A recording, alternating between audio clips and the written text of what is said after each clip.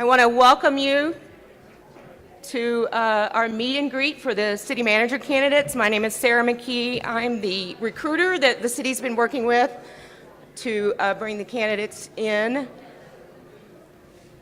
So we really appreciate you being here and being a part of this process. We know that you will have the opportunity to provide feedback to us, which is very important. That feedback will go to me, and then I will be able to pull that information together and talk with the city about what the thoughts were relayed through that process. You have two ways of doing that. You can fill out the survey that you may have picked up on the way in, and if you do that, those need to be filled out tonight. There won't be a place for you to drop that off tomorrow. Or if you prefer, you can scan the QR code and fill it out online, and you would actually have until tomorrow at 6 p.m. to do that, if that's the way you choose to do it. So either way, we would welcome your feedback on both of the candidates and appreciate the opportunity for you to provide that information to us. Just a couple of housekeeping things. Restrooms through this door, to the left, down the hall.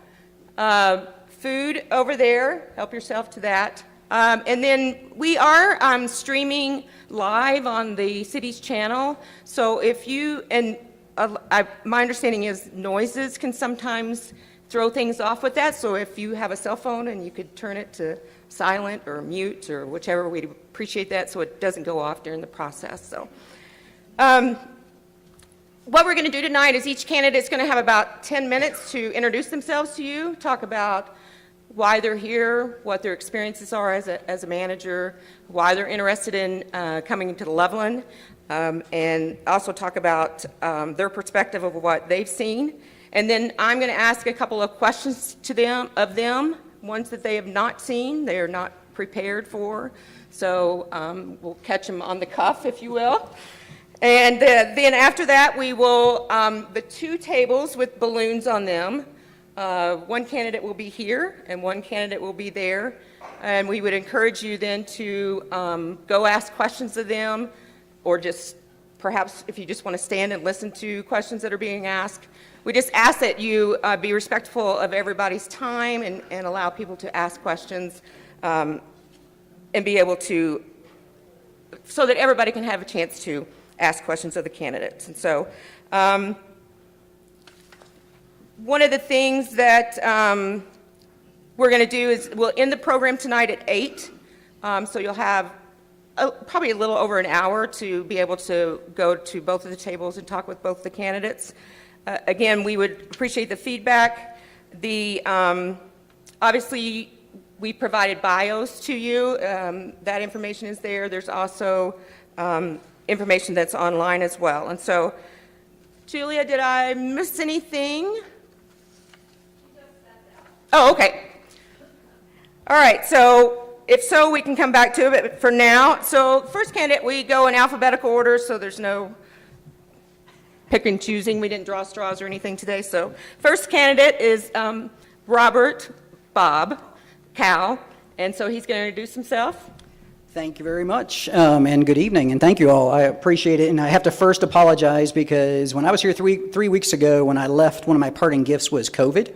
I'm all better now, but I have this raspy voice as a gift, so I apologize for that as we go forward. So first, let me thank you all for being here this evening. I also, of course, want to thank the mayor and council for inviting me back to be here this evening and share with you a little bit about myself, and most importantly, answer questions that you might have as we have an opportunity to do that. So I'm Bob, and I have been doing this for about 30 years, and I have led organizations in everything from airports to zoo, and everything in between over those 30 years. The first half of my career was in urban planning, and the second half in city management.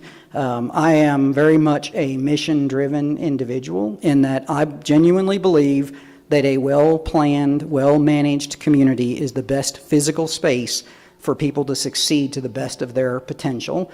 And it is incumbent upon us as managers to ensure that our city and the people that work in our city take that seriously and that they actually are able to deliver services that are exemplary, as well as enjoy those services that they do and do them as efficiently and effectively as they possibly can as well. Most recently, I was the city manager in Roanoke, Virginia. Was there for 7 years. Roanoke, if you're not familiar with it, is the largest city on the western side of the state of Virginia. So pretty much once you leave Richmond, everything west is rural with the exception of Roanoke. And as a result, Roanoke is the economic, cultural, educational center of the area. Very high quality of life. It's a wonderful place. It's a beautiful area. Sits right in the valley of the Blue Ridge Mountains, and is well known across the country for its quality of life. But it also is a growing, booming economy built on healthcare, biomedical research, as well as outdoor recreation, and have loved my time there as well.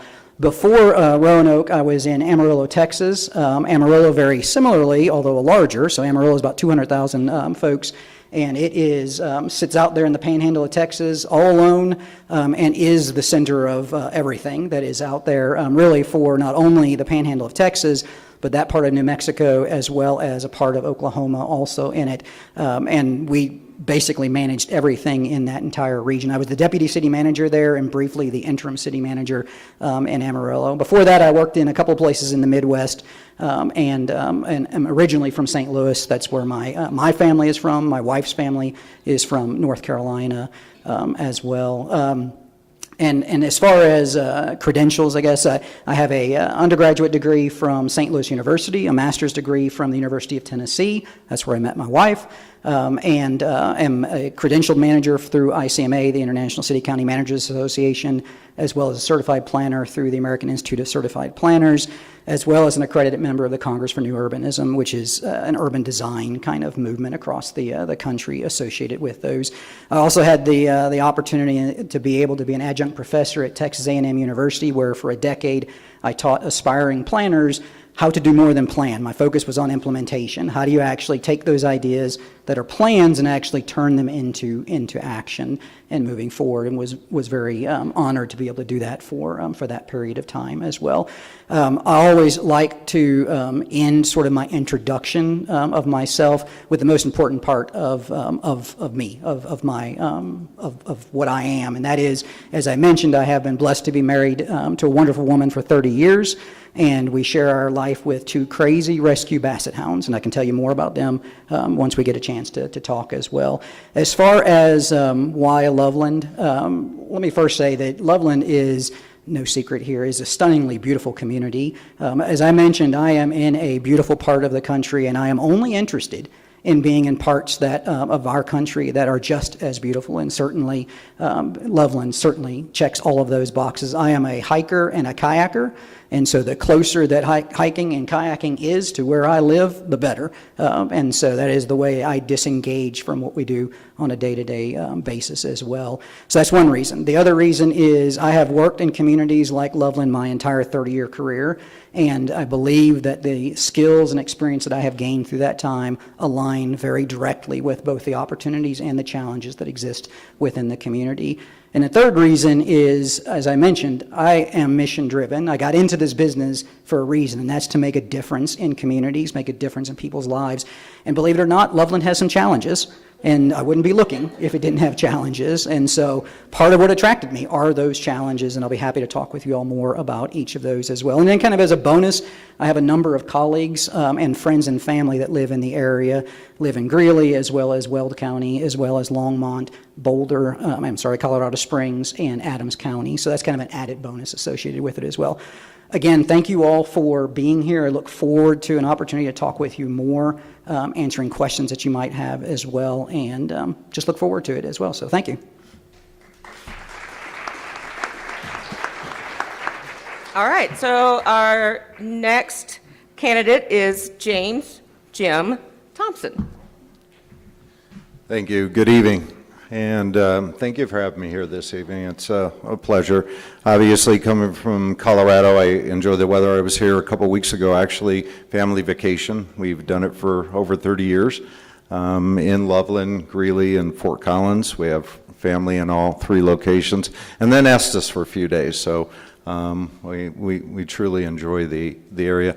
A little bit of history, I mean, I think it ties in, and then I'll go through the history of work, but my first place to move right after I graduated undergrad from Indiana University and got my bachelor's in accounting was Levelland. I moved here then, and in fact, my brother-in-law at the time, we acquired a couple homes where the senior center sits now, and part of that was part of the process for you, those of you who were here then. You remember that you sold out, the community bought the homes, sold off a portion for people to go in and remove things from them, and then they were demolished, and then you moved forward and built the rec center and senior center and City Hall and the other complex there. And so I did acquire a few of those. I was working for First Interstate at the time down in, which was a big bank. It doesn't exist any longer. There's a small little shed of it. I was an auditor at that time, and then got promoted and was vice president of liquidation of accounts. So when they started to dissolve themselves, and in that process, I accepted a job in Sterling, Colorado. And so that was my first governmental job. I was finance director, and then shortly thereafter became assistant city manager in Sterling. Was there for 8 years. Then went to Bullhead City, Arizona. That's how I got into Arizona. Was city manager in Bullhead. From there, then I went to Washington State in the Seattle area, Bothell.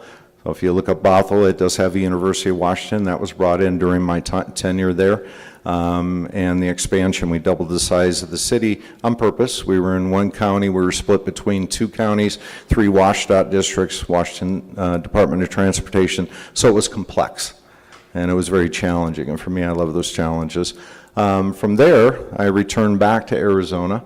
I needed to dry out, so I got that and felt great, and I had to go dry out again. Now I'm really dry. Now I got to change again. But went to a place called Casa Grande. It's halfway between Tucson and Phoenix, and it's kind of isolated, surrounded by tribal nations and tribal areas, and so it's kind of an interesting place, and it was challenging. And I used to always say years ago that for me in my profession, if you took us, the city, and you dropped it in the middle of the desert, and you had nothing else around you, could you be self-sustaining? And that's how I always look at the city. Can we be self-sustaining? And then I had a chance to live it. So it was a great experience for me. Did that for 13 years. For those who look up, I retired for 2 weeks. Actually, the family moved to Fort Collins. I was here for 2 weeks, and then I went back to Tucson to be their interim director of finance. They had a huge financial challenge associated with police and fire pensions, and so they brought me on board to work on that. And while I was doing that, I received multiple calls for Scottsdale to apply, and I did, and then was offered the job in Scottsdale, and I've been there for 8 years. So I've been a city manager a long time, in different communities, very diverse communities, very different attributes to each of those. Each were enjoyable, and each had their challenges, and each had their opportunities, and hopefully made them better. I think I left every one of them in much better shape than I found them, may it be fiscally or may it be otherwise. So my undergrad, I mentioned, is accounting. I also have finance, and then my first master's degree was business administration. So I have other degrees, but I don't. They're really not relevant to my job. I taught at ASU for numerous years. Recently stopped teaching. I taught different classes throughout, organizational psychology, city county management for probably 8 years of that, human resources. Before that, taught at the University of Washington, taught at Regis, that's where I got my MBA at. I taught advanced accounting there. So kind of a diverse background of what I've done over the tenure. Why Loveland? Let me go there real quick. I think it's important. I moved here right after college. This is where I wanted to be. I didn't have a job. I had small businesses. I opened my first at 15. I had 3 karate schools before I was 18. I sold those schools, and that's how I paid for college. My father was a police officer, and those of you who know Gary, it's a rough place. Steel mills started closing down, a lot of homicides, other things, and my father was in charge of homicide for a good portion of it, so I spent a lot of time in the police department. But that said, I had those karate schools, and I started the first 15 very successful, and I sold them and I went off to college. And so I was a small business owner at one time as well and understand that. For me, I just wanted a better life. than growing up in that environment. So it's when the steel mills closed down and everything else, it just wasn't a place people wanted to be. So for me, it worked great, and was able to achieve that. When I graduated, though, I wanted to be in Loveland. My sister lived here for quite a period of time, so I moved in with her. In fact, my first job when I got here, the first weekend, I went up to a place, some of you may recall, Twisted Pine Fir and Leather Company. And they had 2 stores up in Estes. They had the big firs always hanging on them if you went through 36 out there by the Y, and you'd go into the national park that way. And Hank Glover owned it, and got to talking to Hank, being an accountant, more of an introvert than extrovert, but I forced myself to be an extrovert during the day, but got to meet Hank, and he offered me a job to run the stores. And so I did. I did that for a short period of time. Woke up one morning, walked outside, just gorgeous. Elk, everything going on, lived up there and commuted back and forth, but I had a little cabin up there that he let me use that he owned. And I said, you know what, I had karate school, so I went to college, and here I'm selling furs in the mountains. So I decided to go down to Denver, got the job at First Interstate, and that kind of led to it. But I lived here for that period of time. Then at that point, about a year and a half into that, was almost a year and a half, acquired a home in Greeley. So I lived in Greeley for a while. And so been a resident of Fort Collins, been a resident of Greeley, and I've been a resident of Loveland. And so for me, this is like coming to the place I've always dreamed of and the place I've always wanted to be. So for me, it has emotional attachment as well. On point, though, for the last 35 years, I've been here every year. Come back every year. Probably stayed most of the hotels here over that time. Normally stay a couple nights in Greeley, a couple nights in Fort Collins, a couple nights here, and then a couple nights in Estes. So it's normally a 7 to 10-day trip. Come in the middle of summer. Because if you're in Arizona in the middle of summer and it's 115, this feels really good. So for me, that was great. So that's kind of the history. Love the community. I've seen it change over the years in different ways, and it gives you your own thoughts, right, of how you pursue that. Each one of you probably have a different thought, if that's good or bad, or what it should look like in the future. And so I look forward to hearing all of that this evening and into the future. So thank you. Thank you, Jim. All right, continuing in alphabetical order, Bob, what do you do to create and sustain a culture of responsiveness and transparency? Yeah, so first let me say that both of those are critical. Both of those are important because they're expectations that you should have of your government. So a couple of those things. One of them is you first start by setting that expectation. That needs to be very well understood and ingrained within the values of the organization, as well as within things like your performance reviews, as well as your service plans or business plans you might have at each department associated with that. So that's one, set the expectation and make it very clear that that's the expectation associated with it. The second is make sure that your systems are in place that actually fulfill that. So making certain that things like your social media or the way in which you do communications with the community are very clear, very transparent, the way in which you share information out into the community, the way you engage the community. So those systems also have to be in place, because saying that that's what you want to do is a starting point, but only a starting point. You have to have those systems in place so that the work actually gets done in that fashion. And the last part of that really is the accountability piece, which is making certain that indeed that's happening. And again, that goes back to some of the performance evaluations, but it also goes into things like community surveys. It goes into individual conversations with you all about, are we meeting your expectations? Hopefully we're exceeding those expectations in many ways, in many cases. And it's not really designed, or shouldn't be designed, to be a gotcha. It's really how can we continue to improve associated with that. So set the expectations, put the systems in place, and then follow up with those and make sure that that's actually being done. Correct it where it's not, celebrate it where it is. Those are the ways in which I've approached that. Okay. Jim, what would you do to enhance communication with residents on pending issues to keep them informed and engaged in city activities? Well, it's like, I think that there's multiple platforms that you all can engage in. There's multiple platforms. I'm sure the city shares information. I've actually been following Loveland for about 2 years. on the platform, so at least that the city puts up, so I know about the road projects, I know about other things that are going on, just because my family calls me up and asks, and, oh, we got this going on in town, what does that mean? And so able to share some light to that. Those are somewhat effective, but for me, it's really to know how you all want to be communicated with, and it's probably different for all of you. Is it a flyer? Is it, you could do different, bots and have calls and tell you what's going on. This evening, you all found out in different ways. There was probably publications in different places, and so you all arrived here because you were notified, and so it was a good thing. I think that whole discussion associated with how do you share information, you got to be open. You got to continue to communicate constantly, and if you don't, and many of us, probably pretty much guarantee everyone in this room has a different opinion on different things in different ways. One of the things when I taught the organizational psychology class at ASU, it kind of adds to it.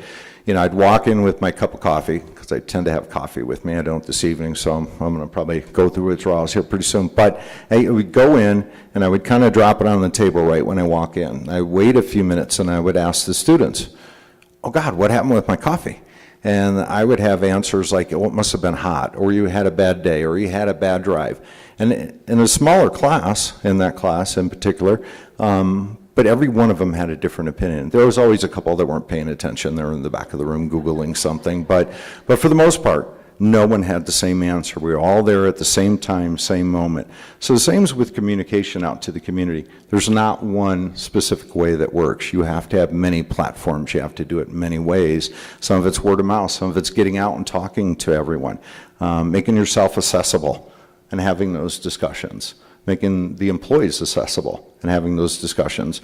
In my current community and in the past community, I do that with all employees. We do what they call the insider program. And what we do is all the employees go through a program, come together. We do about 40 at a time. We bring them together and we take them to each of our facilities. We got over 80 buildings that we operate out of. But we take them to the different facilities and show them what that's about. So if you're a planner, you learn about everything else going on in the city from those departments. And it's an 8-week class. We do it 1 day a week. And when they're done, they have new friendships, and they have a total understanding of what's going on, and they know where to go. So when you call the city, and you may get that planner will know your question's really they will know who to call in finance and get you an answer. And we try to open and avail that. So it isn't one of those, oh, they're on vacation, or oh, we'll call you back in 2 weeks and you don't get a call back, or whatever the case may be. So for me, it's about service at the end of the day. It's simple. That's why we exist, is to serve. And so that's been bred in my life since I was born. Both my parents worked in public service, so for me, it's just to serve. And there's many ways that we can do that. And so I look forward to it. Again, all of you probably have different ideas of how you would like to know what's going on and how you would like to be communicated with. So I look forward to hearing. Thank you. Bob?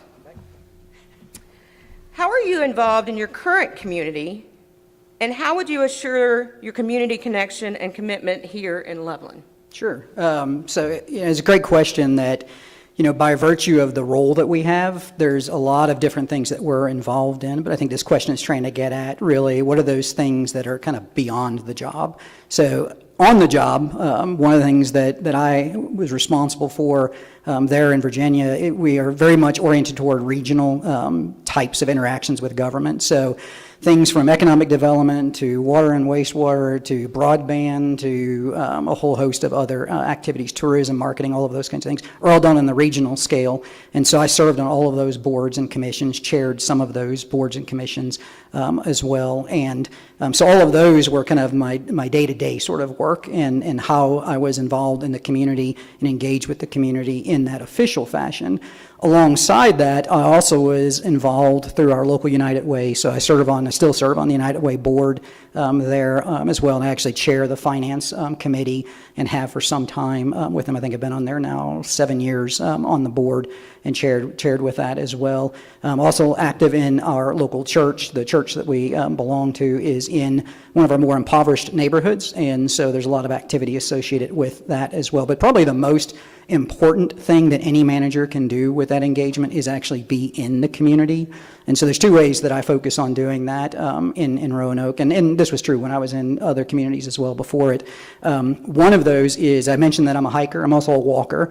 I don't know, maybe I can't sit still, I don't know what it is, but every single day I'm walking someplace, and that walk may be around downtown, that walk may be drive to another neighborhood, walk that neighborhood, it may be walk one of our parks. The reason for that is a couple of things. One, I want to set eyes on things that we're doing as a city to make sure that it's actually meeting what we should be doing as a city. The other is it's another way to engage with people in a very informal way. It's not in a meeting, it's not in an organization or in a club or anything like that. It's actually just out walking with it. So that's one of those ways in doing that. The other is attend as many different events as we possibly can. So those are obvious things like the ribbon cuttings you go to and the community meetings and the neighborhood meetings, but really trying to seek out those things that are not the normal things, not the work, again, related kinds of things.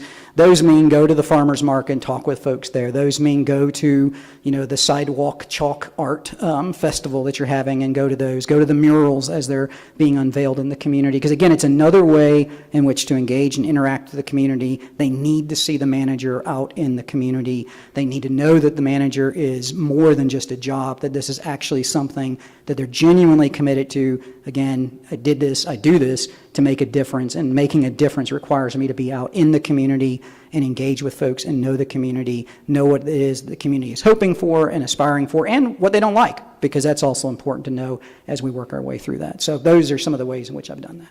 Thank you. Jim, describe how your career has been enhanced by exposure to people with diverging perspectives and how you built common ground and priorities. I'm getting the hard questions, huh? Oh, wow. Okay. Every community, I've been doing it a long time, and I think over the years I've seen greater today. I think it's maybe post-pandemic or otherwise, and maybe we morphed during that period of time into something different, more divided today than I've ever seen it in my career. I'll be frank about that. And so that's challenging in and of itself. And for me, it's about bringing people together. That's what a community is. That if you read the definition of community, it's about bringing people together with common goals, desires, and we all want to live in a wonderful place. And so if you could focus on that part of it, it really helps. And for me, it's always about if you have really differing opinions, and I have them currently and had them my whole career, some much more challenging than others, you find something they agree on. And it may be something very, very small. It's that thread, and you go pull it. And then you start to build on that. Sometimes it takes time, but at the end of the day, I think the greatest thing we all desire is have a great community, and we love this community. And so I think that's what you build off of. You talk about what makes Loveland great. And we all have different opinions on that, but there will be some commonalities. And you build on that. You keep reminding ourselves of what we're trying to do and why we're trying to do it. So for me, that's how I've been able to overcome it. There's other things that really, I hate to use the "it depends," but it really does. It's the people involved, the issue involved, the complexity of the issue involved, and sometimes you just take your time.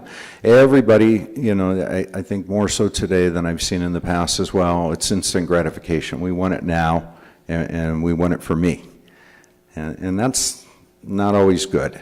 Sometimes you have to think about future generations. You have to think about, is it going to be a lasting improvement? And those over my career have been the toughest I've ever been part of. Is those things you go back 15, 20, 30 years later and go, wow, that is cool. And that worked out really well. But at the time, not everybody was, all excited about some of those things. And so for me, just looking past and trying to bring people together for a common cause, and the common cause is for the good of Loveland.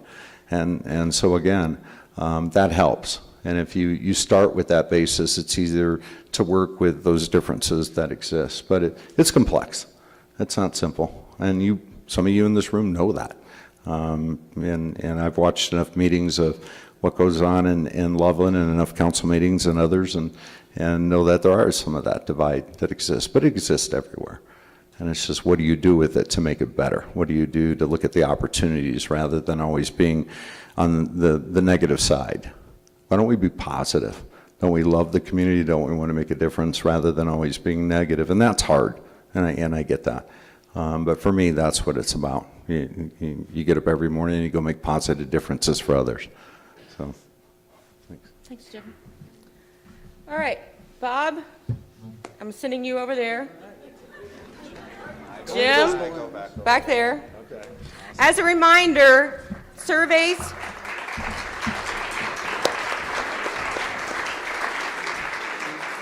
As a reminder, there are surveys that you can fill out here tonight. There's tables here with ink pens and stuff if you want to do it that way. There'll be a couple of boxes at the door on the way out that you can drop them in. Or, again, you can scan the QR code, complete that online by tomorrow evening at 6 p.m. It will shut off, so you won't be able to get in after 6 p.m. tomorrow. So thank you very much for being here, and thank you for your input.